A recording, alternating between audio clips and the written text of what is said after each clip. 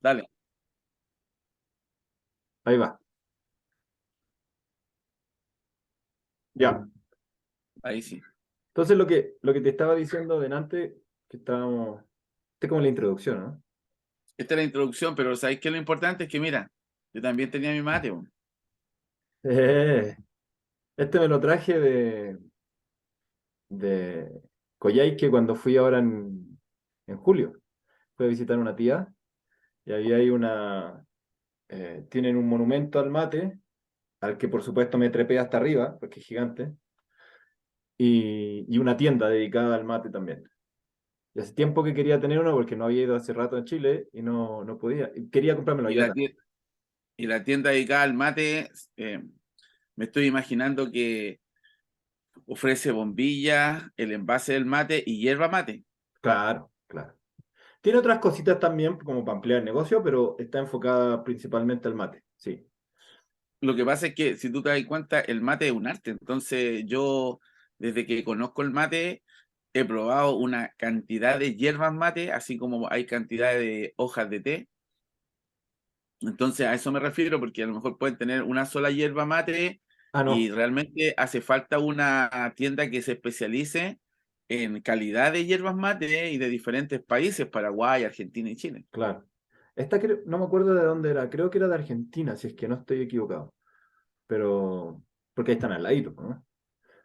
Oye, y Pero, una experiencia que te cuento el mate es que yo cuando, bueno, tú caché que yo soy mapuche, o sea, por parte de mi mamá yo tengo ascendencia mapuche. por supuesto, De pues hecho, también. atrás, todo me lo han regalado mis tías, atrás hay un yepo, que Ah, es qué con lo bonito. que vendían el trigo para sacarle la paja. Tengo el culchún ahí arriba, aquí Sí, lo veo. unas cosas del restaurante mapuche que tuvo mi tío en el centro de Temuco durante mucho tiempo.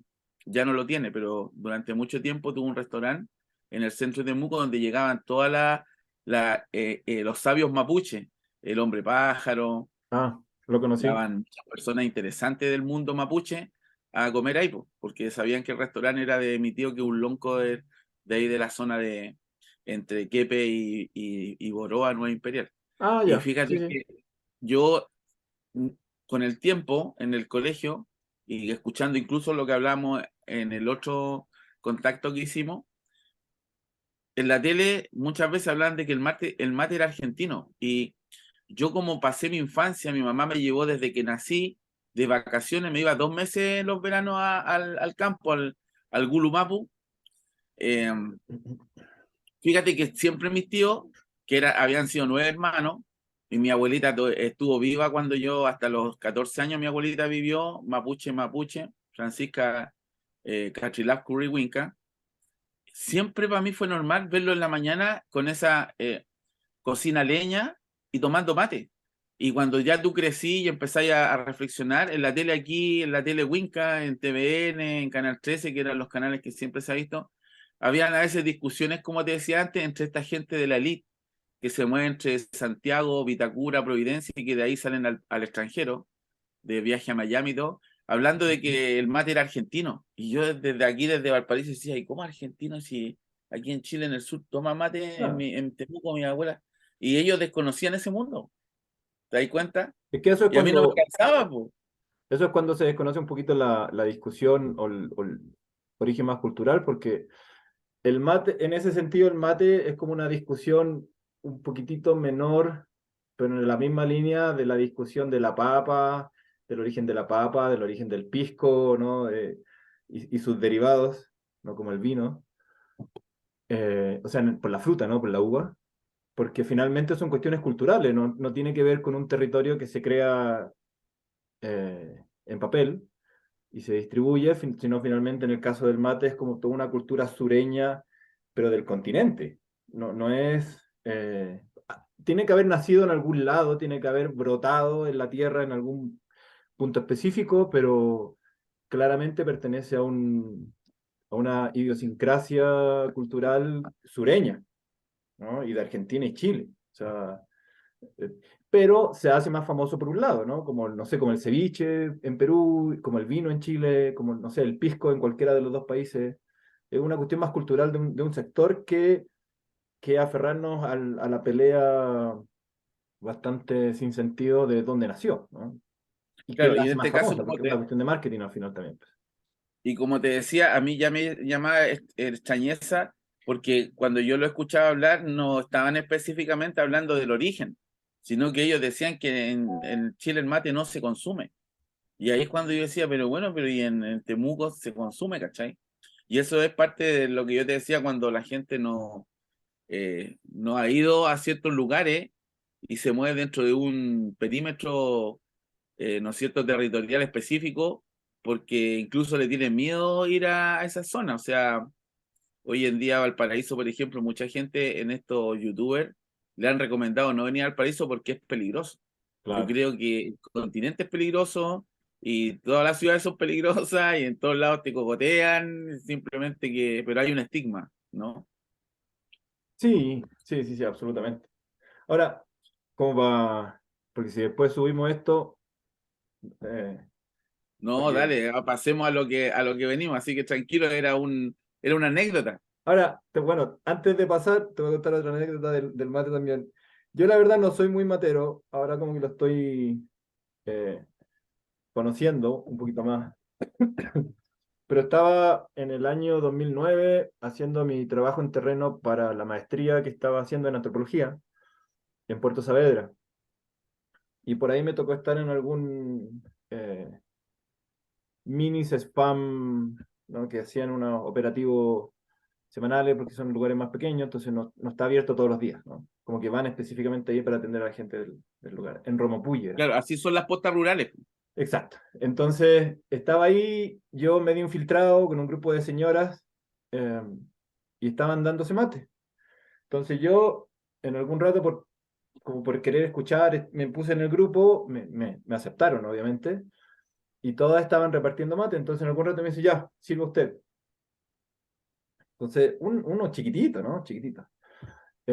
Pongo la hierba, el agua, claro, así mismo.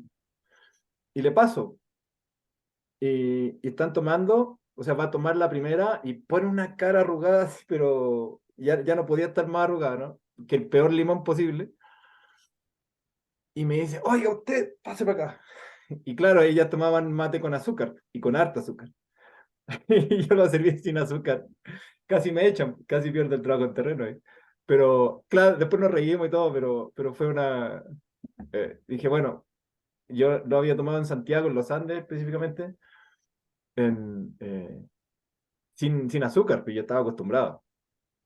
Pero ahí Sí, lo pues tomaban yo con heredé azúcar esa y cultura, heredé la casi me, cultura del azúcar de mi mamá, casi me aunque tú no lo patean creas. porque lo serví sin azúcar. Y yo sin Y saber, pues. ahora lo cambié a la miel.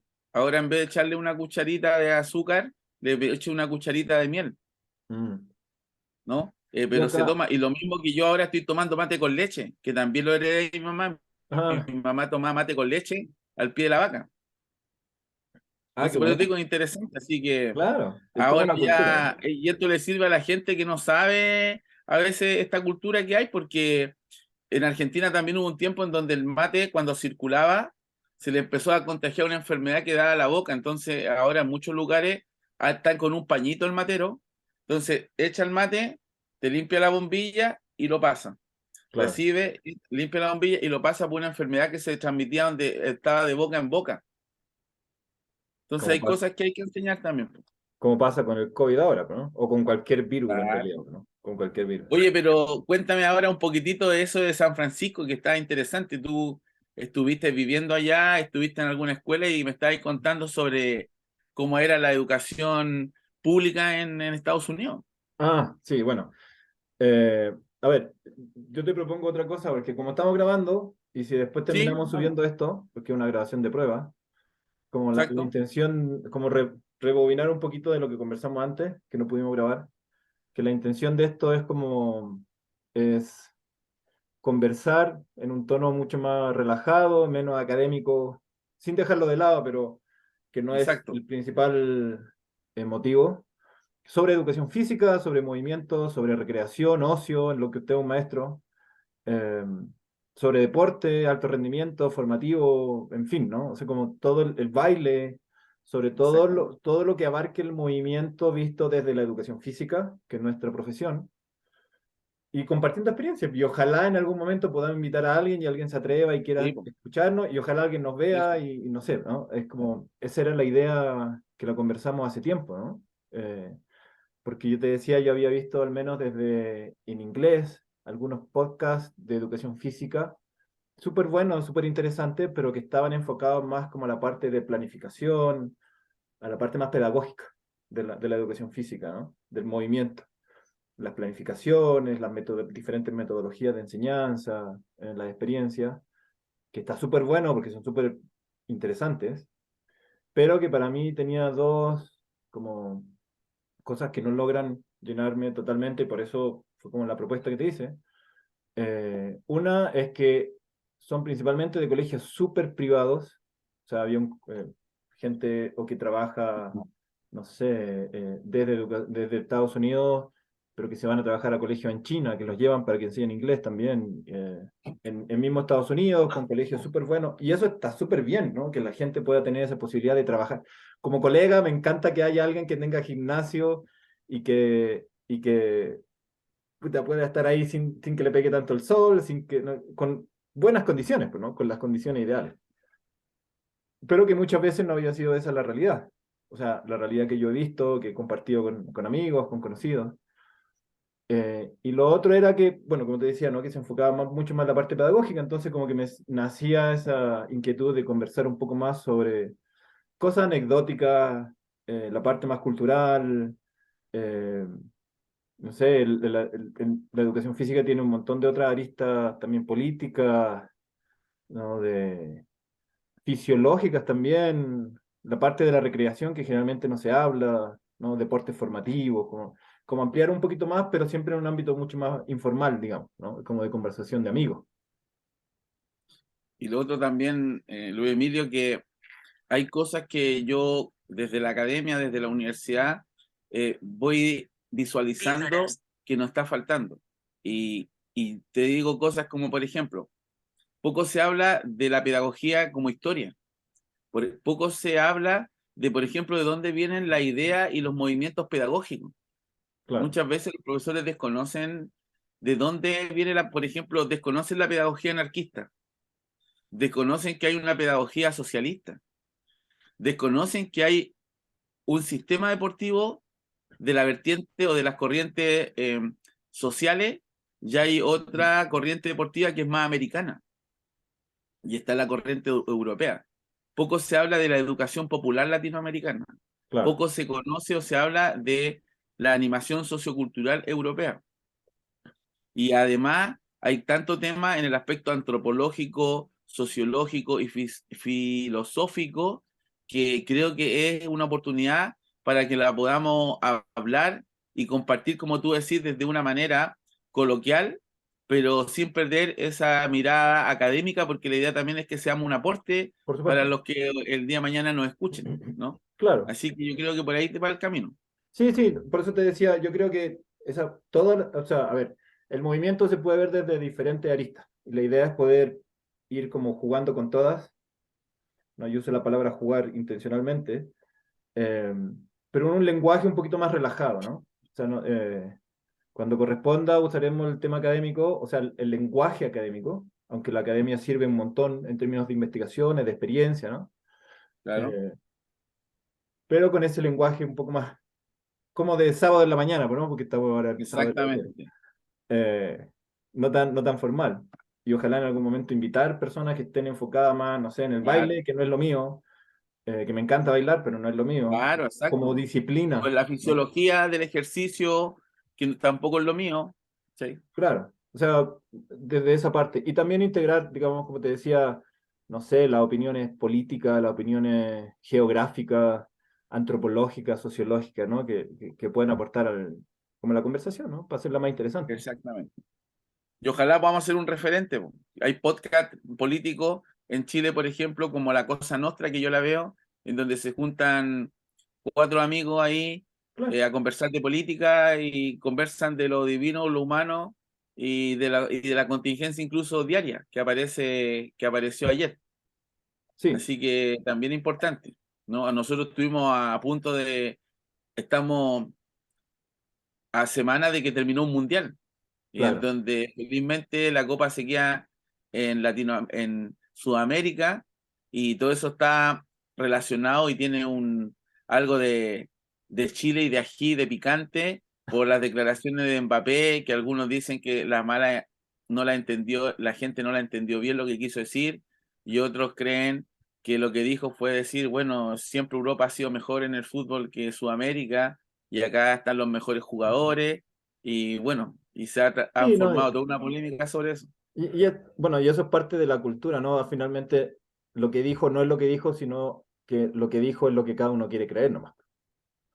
Y cada uno lo va a interpretar ahí desde su perspectiva, y algunos estarán más enojados con Europa, y algunos estarán más enojados con Argentina, entonces le van a creer a él.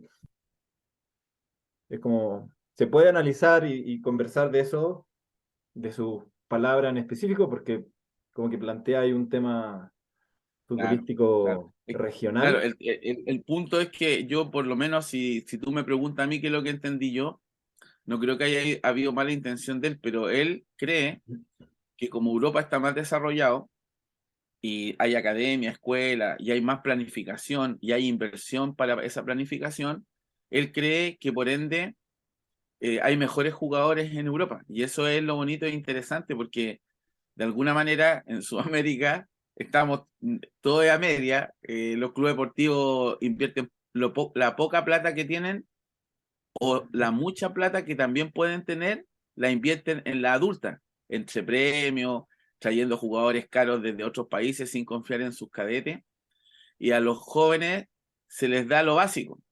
Y Claro. así todo, los logros son significativos. Y cuando yo les digo esto a mi estudiante en la universidad, le digo, mira, esto es lo mismo cuando yo jugaba a la pelota en la cancha Ercilla aquí en Barón, en donde había una liga infantil de 5 a 12 años, y después de esa edad pasaban a la otra cancha que hay en Barón, que es la Manuel Guerrero, conocida como La Laguna. Y ahí ya empezaban a jugar hacia arriba en edad.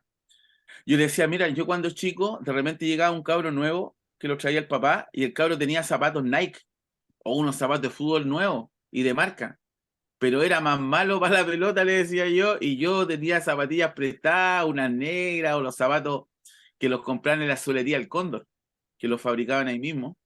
Ahí me compraban los zapatos de fútbol y yo era bueno. Entonces, aquí hay que tener claro que el talento no te lo va a dar porque tú te vistas con una salida de cancha Adidas o Nike, Sí. sino que lo tienes tú. Entonces, ahí está la discusión, ¿no? Ellos podrán tener centros de alto rendimiento con toda la maquinaria y psicólogo y todo lo que implica, pero al final tú ves que a veces los países africanos y los sudamericanos, con toda su precariedad, obtienen estos logros. Y ahí está el punto, ¿no? Es interesante. Sí, o sea, sí, sí, yo lo veo también de otra forma. Eh, Generalmente se asocia Europa con, para ponerlo en términos lo más básico posible, y tal vez no sea lo correcto, pero es lo que se me ocurre ahora, como Europa lo vemos como algo cuico, ¿no? Para ponerle ahí un estereotipo, ¿cierto? Ahora, lo bueno de Europa es que el sistema público funciona, puede llegar a funcionar súper bien. Entonces, los niños que no pertenecen a familias con mucho dinero, ¿no? Que no son ricos o millonarios, sino es probable que tengan la misma condición nuestra, solo que por su calidad de vida europea tienen un poquito más de garantías sociales porque lo público es más fuerte, ¿no? En España, en Alemania, no sé, pensando en países grandes, ¿no? O que se puedan venir a la mente más rápido. Niños que no tienen recursos pueden ir a una escuela que tiene muchos recursos porque está bien financiada, porque tienen un proceso deportivo más estructurado, entonces tienen más posibilidad de desarrollarse como niños europeos. Por eso no quita que también existe la realidad de que se van jugadores africanos y sudamericanos a mejorar el nivel allá, ¿no? O sea, se lo llevan por algo, ¿no? Y prefieren a un jugador sudamericano y prefieren a un jugador africano por alguna razón, o sea, no se lo llevan a pasear, ¿no? Y eso hace que a nivel competitivo aumente el marketing, aumente las ventas, y puedan en sus escuelas privadas, porque los clubes finalmente son privados, mejorar su academia formativa, ¿no? O sea, la plata viene de arriba en realidad.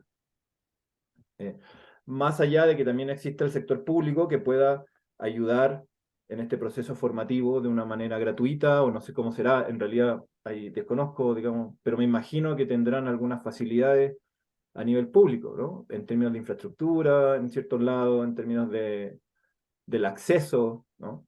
Entonces eso también es bueno considerarlo porque no es que solo juegan los niños ricos, sino que tienen una infraestructura pública eh, y estatal pública que les pueda permitir desarrollarse en términos de una familia española que no tiene muchos recursos, pero que el niño puede ir a acceder a un deporte formativo de calidad. Que es, yo creo que también por ahí va un poco el comentario que hizo él. Eh, Como acá hay una infraestructura que está un poco mejor parada, además nos traemos todos los, o sea, Europa se lleva todos los mejores jugadores del mundo que vienen de diferentes continentes, entonces eso también ayuda a que Europa tenga mejores condiciones para desarrollar el deporte, en este caso el fútbol, ¿no? Pero hablemos también de la Euroliga del básquet, que es súper buena también, ¿no? Es como NBA, Euroliga, ¿no? Yo creo que por ahí, espero en realidad que por ahí haya ido su comentario. Y por ahí yo creo que también tiene un poquito de razón en ese sentido. Tú, si tú analizáis el equipo de fútbol argentino, está Messi, debe estar la mitad del equipo jugando en Europa, Claro, pero también aportaron con 3 jóvenes que hicieron incluso goles en el Mundial, y estos cabros no estaban allá, pues estaban formados en Argentina porque eran jóvenes. claro. Estamos hablando de jóvenes de 20, 21 años, Que es parte del proceso del entrenador, ¿ah? claro. Ahí también hay que, desde la disciplina hay que reconocer eso. O sea, eh, ¿qué es lo que le falta a Chile? O sea, ya el equipo no puede estar más viejo, ¿no? Y es lo que conversaba acá en Ecuador con un montón de gente que se burlaban de mí porque Chile no fue al Mundial. Me Pero que imagino, pero que al conversar era eso, o sea, Ecuador tiene un equipo súper joven, que es exacto, básicamente como un paralelo a lo que fue Chile al inicio, ¿no? Al inicio de su época de gloria, de con gloria. esta misma, con esta casi exacta selección, pero ya están demasiado viejos, ¿no? Y no tienen proceso formativo, y en eso Argentina, en fútbol, en básquet, está mucho más desarrollado como en esa parte, ¿no? Como el proceso formativo que permite tener un semillero gigante y un montón de opciones. Por eso que Chile duele, po. Chile duele porque yo te voy a recordar que el subdesarrollo tiene que ver con cómo pensamos y cómo esa calidad de pensamiento nos lleva a actuar. Yo recuerdo que los años de gloria del Chino Río, cuando estaba el tridente Río, Masú y González, que González también llegó a estar dentro de los top 10, algo que nunca había tenido Chile. Hasta antes de ello, el tenista que había logrado mejores posiciones a nivel mundial era Hans Hildemeister. ¿Y qué pasó? Que tú escucháis declaraciones cuando llega a ser número uno Río y Masú y González están en el top 10, decir, acuérdate que ganaron incluso las primeras medallas olímpicas para Chile. Decían, no, el argentino que los entrenaba, el, no recuerdo el nombre, pero cuando lo entrevistaban decían, no, bueno, desde aquí en adelante Chile va a ser una potencia a nivel tenística, la idea es que tengamos academia en cada una de las regiones. Claro. Entonces, desde la palabra, desde la emoción, desde la buena intención, tú decías, ah, qué buena onda. Como que un discurso que se ha escuchado desde hace muchos años. No pasó nada, ¿no? Es parte del subdesarrollo, ¿no? La generación dorada. No, es que de aquí en adelante Chile ya no va a volver a estar nunca fuera un mundial, y a nivel continental Chile se posiciona como uno de los grandes eh, potencias a nivel mundial en fútbol. Pero si tú empezás a escarbar y a mirar y ver la realidad de los cadetes en Wander, cómo está Colo-Colo Claro. y las inversiones, lo que hablamos, el subdesarrollo, eso, ¿no? eh, que al final, si el día de mañana de nuevo tenemos un club de fútbol que gane una Libertadores, una Copa Sudamericana o una selección que vuelva a salir como esta en fútbol, a llegar a un buen Claro. puesto, es algo de suerte, exacto. Es algo simplemente que por generación espontánea. Sí, sí, sí, sí. Totalmente de acuerdo. Porque no se ve un proceso, no se ve una Claro. planificación de, no sé, plurianual, de, que vaya concatenada desde los más pequeñitos hasta como un marco nacional, digamos, o regional o algo, ¿no? No, no se ve. Y Por final, ejemplo, si tú te das cuenta, y tú lo sabes, el Chile Deporte o el IND, antes se llamaba Digeder, ha tenido varios nombres, ¿no? sí, Y fíjate tú que siempre hubo un deporte de alto rendimiento, siempre tenían deporte, había recreación, habían departamentos, ¿no es cierto? Siempre, pero ninguno de ellos puede adjudicarse y decir, bueno, Marcelo Río, Mazú, salieron desde el IND o desde el ex Digeder y claro. nosotros los formamos. Entonces ahí tú decís, bueno, ahí hay plata, hay profesionales que dicen deporte de alto rendimiento, que tienen un centro de alto rendimiento y que deberían de justificar esas lucas. Y claro, y tú me decís, sí, René, pero formar un campeón mundial o sudamericano no es de un año para otro, ok. Claro. ¿Cuántos años? No, unos 5, unos 10 años, ok. Estos departamentos tienen, pongámosle los años 80. Digeder, yo me acuerdo que Digeder, Dirección General de Deporte, está desde esos años. Y después todo, ¿cómo se le han cambiado? Han pasado años y hasta el día de hoy ninguno puede decir, no, este campeón mundial salió de nosotros. El gimnasta que tuvimos hace poco, González, tampoco fue formado por ningún centro de este tipo. Entonces, es ahí donde tenemos que hincar el diente en eso, porque hay recursos, está creado, pero ¿y el producto? Claro. Eso es planificación. Ahí sí la planificación ahí entra de cajón.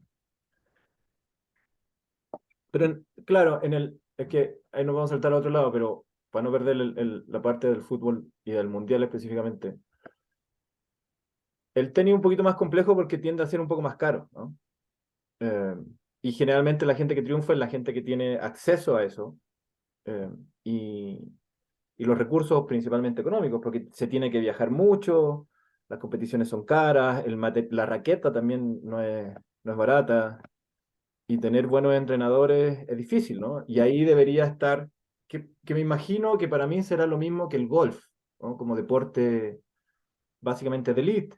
Y yo no tengo ningún problema con el golf en el sentido de deporte, ¿no? Cualquier deporte siempre es bienvenido. Cualquier juego, cualquier deporte, cualquier experiencia motriz siempre es bienvenida. Me parece muy fome. No, no lo he jugado, pero verlo como espectador no me gusta, no me atrae. Eh, pero los temas son de recursos, ¿no? O sea, tener un campo gigante de golf, en ese caso mejor juego un mini golf que es más accesible, ¿no? Como de estos juegos Claro. pequeñitos y con curvas y obstáculos y eso. Pero claro, los materiales son súper caros, necesita un espacio gigante. En el caso del tenis es algo parecido, son deportes caros, finalmente. No sé, me imagino en la equitación también. No, no cualquiera va, no, es difícil tener un, un proceso popular de equitación. Me cuesta imaginarlo, porque estamos apenas con el fútbol, que son más masivos, el básquetbol, el handball, el voleibol, ¿no? Que son deportes más fáciles de practicar en esos términos y que tampoco están desarrollados a nivel formativo. Y yo me acuerdo de eso porque participé mucho en básquetbol, sobre todo, como deportista y después como entrenador en Pedro Aguirre Cerda, en Santiago, y es súper difícil, ¿no? O sea, era una escuela muy popular, y le mando un saludo al Roberto, que era mi entrenador y ahora es mi amigo, un maestro que nunca quiso cobrarle a los niños, tenía una visión muy social del Social, deporte. Claro, claro. O sea, ¿cómo le voy a cobrar si los niños acá a veces no tienen plata, la para familia, comer. claro, o las familias no tienen el dinero para destinar a esto? Entonces, y además, no era tanto eso, sino su posición era más decir, eh, no deberíamos cobrarle por practicar deporte. O sea, debería ser un derecho, ¿no? Bueno, dice 10 minutos, terminamos en 10 minutos, pero nos volvemos a llamar, da lo mismo. Eh, Parece que sigue, así que date tranquilo. ya. Bueno, si no, nos llamamos de nuevo y grabamos Sí, y, por y eso. colgamos 2 videos. Oye, pero Pero, es interesante eso que tú estás diciendo. Disculpa que te interrumpa ahí. ¿Por qué? dale, dale. Porque yo tengo ahí una visión un poquitito más diferente y más radical de lo que tú dices a razón de la experiencia que ya he tenido. Y es harta. Yo creo que, yo creo que no hay intención política de querer fomentar el deporte. Y en estas ideas de las élites que manejan, que gobiernan, así como no les interesa un país que lea, que Ujú. sea culto, y por lo mismo en Chile el libro es caro y lleva años la discusión de bajarle el IVA y no hay ningún interés porque saben que el que es peligroso, el pobre que lee, y como decía ahí Paulo Freire, le temen más al pobre que lee que al pobre que tiene hambre, ¿cachai? Yo para mí es una intención, y yo creo que lo mismo pasa en el deporte. Yo a diferencia tuya, yo creo que ellos inventan de que los deportes son caros, que el material es caro, que la infraestructura es cara y que el país es pobre y que no tenemos los recursos. Yo, en la visión que he ido de desarrollo, de recorrer Chile, de andar en ciclotour, de ir a meterme a las cordilleras, a la precordillera, de conocer extensos fundos, tanto en el norte como en el sur, de ver cómo los negocios en Chile de la élite que se lleva la tajada del león, inventa ideológicamente eso. Ahora te lo voy a llevar a lo concreto. Cuando nos dicen que no, que por ejemplo es difícil, veamos el golf que tú dijiste, que requiere un campo grande, espacio grande y que no hay tanto espacio, que hay que tener un pasto verde, que lo implemento. Pero mira, ¿cuántos deportes existen de mar? Y tenemos ya el mar aquí. El mar Claro. está, o sea, es como el gimnasio. ¿Ya? Te pueden decir, mira, ustedes quieren tener un gimnasio, pero un gimnasio es caro, hay que ponerle el espacio, levantar, techar, hacerle el parqué, es muy caro para que ustedes practiquen handball. Ya. Pero el gimnasio en este caso del kayak, de la vela, del buceo o del simplemente nadar, de nadar en agua abierta, aquí no existe. Hasta hace poco el que hacía natación en agua abierta era Tiburón Contreras. ¿Y qué requerís para natación de agua abierta? Con suerte el traje para no matarte de frío porque el agua es helada. Los En lentes Chile, relativos. en Chile, ¿No? porque acá es espectacular. Ya, entonces yo en ese sentido creo que hay una maldad y una poca intención política y lo mismo pasa con la nieve. Tenemos tremenda cordillera, Sí, nieve, pero ¿quién accede a la nieve? La élite.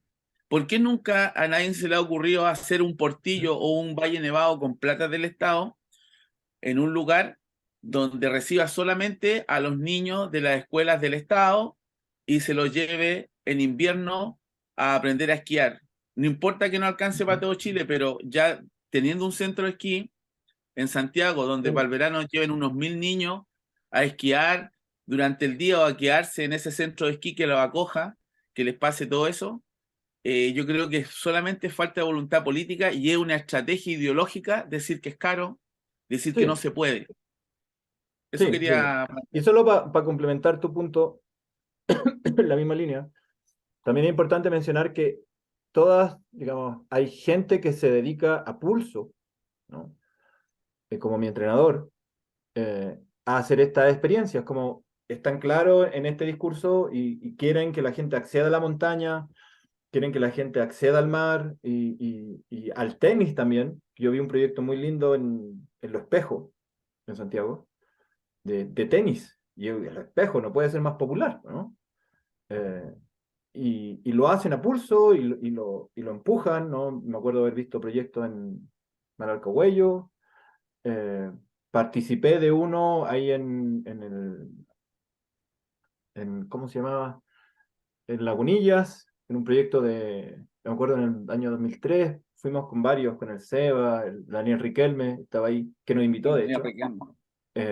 Trabajamos de monitores de campamento de verano en Lagunilla, en Cajón de Maipo. Y fue hermoso, porque lo coordinaba una entidad de montañismo. Y traíamos niños de todas las comunas para que tuvieran la experiencia de estar ahí 10 días y de ahí bajaban y de venía otro grupo y así, ¿no? Entonces existe ese, y y claro, hay una voluntad política nula, o sea, hay una no voluntad política de desarrollar el mar, la montaña, ¿no? Y deportes que puedan parecer más caros. Porque claro, si nos ponemos todos con el dinero para que el golf sea masivo, bacán, pues, ¿no? Tenemos más posibilidades deportivas, sí es genial. Y trabajan la precisión en el golf y el enfoque y la concentración, que me imagino serán, sin conocer en detalle el deporte, me imagino que serán de las principales habilidades. No Claro, los precisión, fundamentos básicos que le llamamos. claro. Pero ya a un nivel mayor, porque el hoyito es pequeño, ¿no? Entonces, como deporte de precisión, sería genial si se puede masificar. Pero claro, ahí está el componente y yo te iba a llevar a un ejemplo más conocido y más popular que el fútbol. Si el fútbol nace así, nace como un deporte de élite, como un juego de élite que no querían dejar que bajara y a fuerza de la historia termina bajando y termina yéndose a los estratos más populares y de ahí salen los mejores jugadores, ¿no? Hasta ahora. Y si te das cuenta, yo, sin haberlo leído, sin que alguien lo escriba eso, yo por una cuestión de lógica, por lo que he escuchado, el deporte de élite del fútbol baja, al igual que el rugby, bajan a las capas más populares, a pesar que el rugby en Chile todavía cuesta, pero está empezando también, Sí, simplemente porque no requieren mayores cosas que un balón de fútbol y dos arcos. claro. E incluso los arcos se pueden sustituir como lo han hecho las capas populares por dos piedras. Pues, así jugaba yo cuando era niño. Yo nunca jugué en un ¿Cachai? club.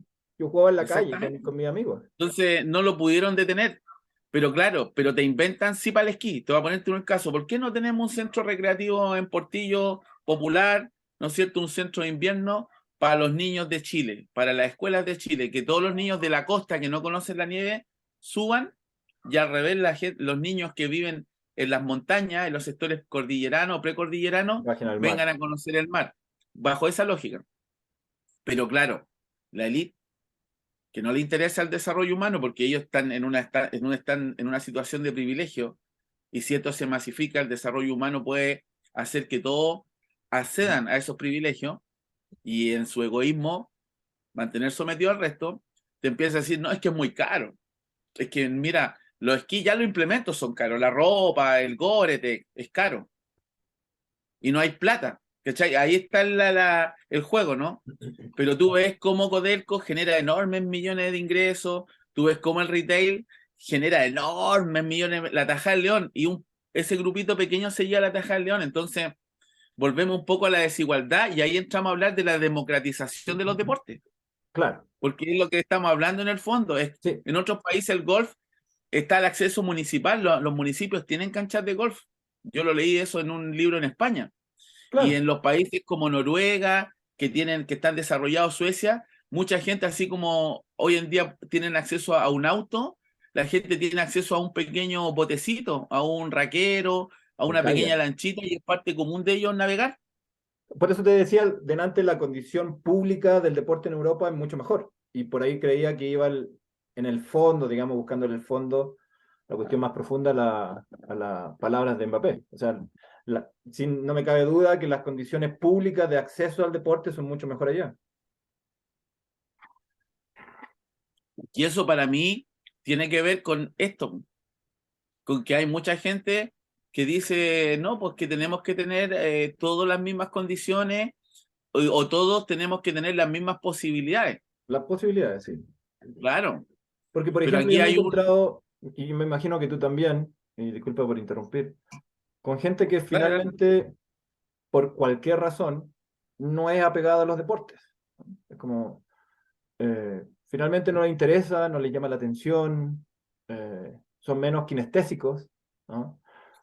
Y no les llama la atención. Y todo bien, yo tengo alumnos que se nota que no, o sea, yo hago clase desde kinder, desde pre-kinder, incluso un curso menos, al que se llama PK1, hasta cuarto de básica.